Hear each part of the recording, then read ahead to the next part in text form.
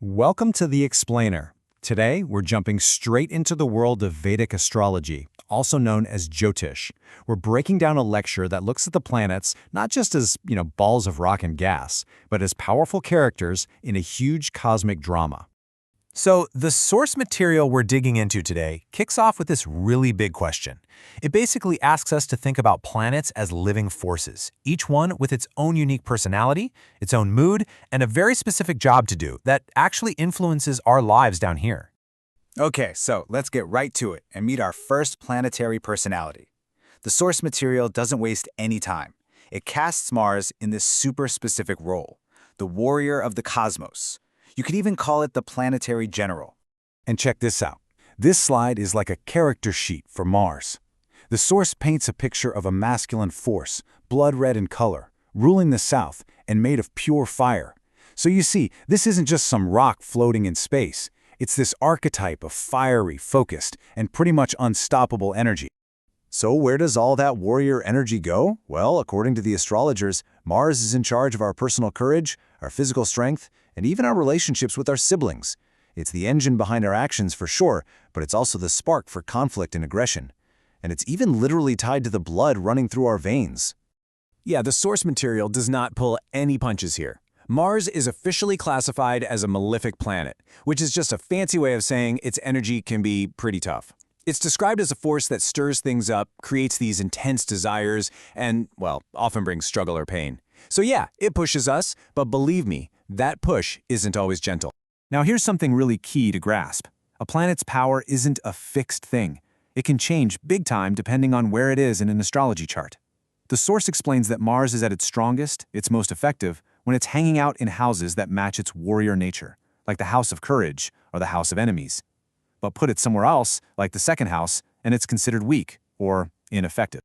Okay, so moving on from the warrior, let's look at a planet with a totally different vibe, Mercury. In the Jyotish system, Mercury is the cosmic messenger, the prince, who's all about intelligence and this incredible ability to adapt. Take a look at this profile, and you'll start to see what makes Mercury tick. Right away, you see its gender is listed as neuter. The source makes a big deal about this. It's not about being weak, it's about being neutral, like a blank slate. Its whole nature is mixed, and its element is earth, which kind of grounds all that mental energy in the real world. So Mercury's domain is really the mind and all the ways we use it. We're talking about everything from pure logic and the way we speak to how we do business, argue in court, and even create art or practice medicine. It's the planet of information, of analysis, and of skilled communication in all its forms. And this is where Mercury gets really interesting, as the lecturer points out. It is a total chameleon. The best way to think about Mercury is like a cosmic diplomat. Its message, its methods, even its morality can change depending on who it's talking to. Its personality is completely shaped by the other planets around it. And the source material is super clear on this point. If you put Mercury with tough planets like Mars or Saturn, its intelligence can get sharp, critical, maybe even a little deceptive.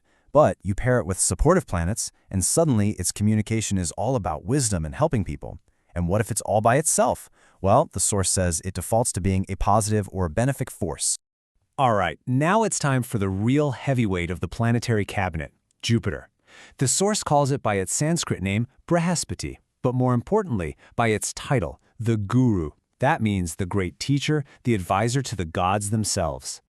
When you look at Jupiter's profile, one thing just jumps out: its element, its ether, or sky.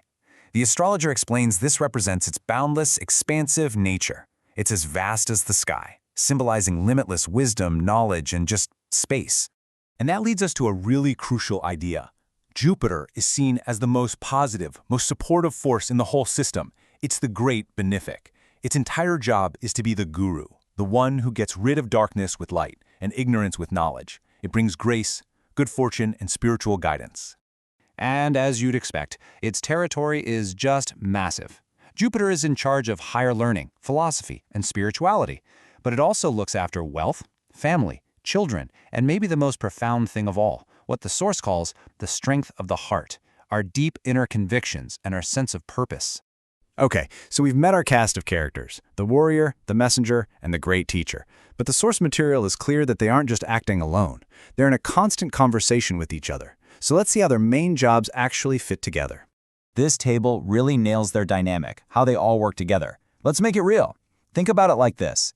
Say you want to start a new business. Well, Mars gives you the raw courage and the drive to even take that risk. It's that let's do this energy.